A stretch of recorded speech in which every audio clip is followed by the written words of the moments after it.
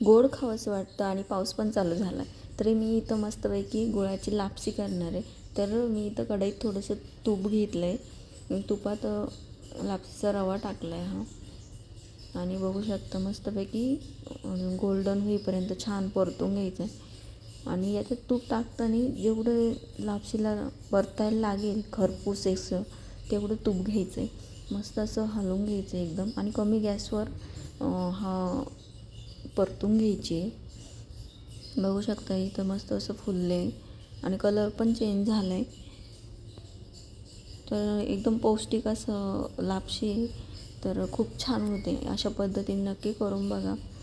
तर मस्त असं परतून घेतलं मी इथे, आणि एका साईडला पाणी पण ठेवलेलं आहे तापायला गरम. आणि 1 वाटी लापशीचा रवा घेतला, त्यात 2 वाटी पाणी टाकले मी, आणि गरम पाण्यात आपण इथं शिजवून घेणार छानपैकी. बघू शकता. आणि नंतर इथं एका वाटीत मी 1 वाटी पाणी घेतलं आणि त्यात गूळ टाकला 1 वाटी. 1 वाटी जर लापशीचा रवा घेतला तर 1 वाटी गूळ घ्यायचा आहे. आणि जसं तुम्हाला गोड आवडेल तसं कमी जास्त. तर गूळ पण असं पातेल्यात उकळून घेतला आहे. आणि इथं बघू शकता 2 वाटीमध्ये मस्तपैकी लापशी फुगलेली आहे एकदम छानपैकी. आणि इथं मी ड्रायफ्रूट्स टाकून घेतले. डायरेक्ट टाकले तरी खूप छान लागतात. आणि मी इथं थोडीशी बडीशेप आधीच टाकलेली, बघू शकतो दिसते तिथं.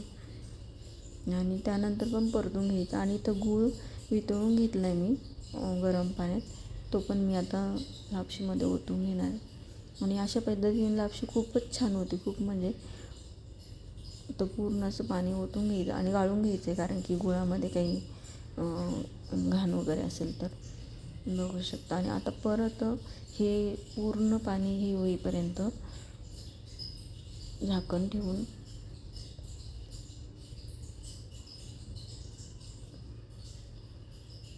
बघू शकता. आता झाकण ठेवून झालं आहे आणि लापशी पण एकदम भारी शिजलेली आहे. अजून थोड्या वेळ मी इथं शिजवून घेतले, आणि कलर तर बघू शकता एकदम मस्त. नक्की ट्राय करा, खूप छान असे तयार होते. आणि ज्यांना असं तेलकट वगैरे आवडत नाही पावसाचं वगैरे खायला, तर त्यांनी नक्की लापशी, म्हणजे गोड ज्यांना आवडतं त्यांनी तर नक्कीच ट्राय करा. बघू शकता कलर तर एकदम भारी आला आहे आणि खायला पण एकदम चविष्ट झालं. आणि कमी गॅसवरच शिजवून घ्यायची लापशी, कण शिजला जातो मग.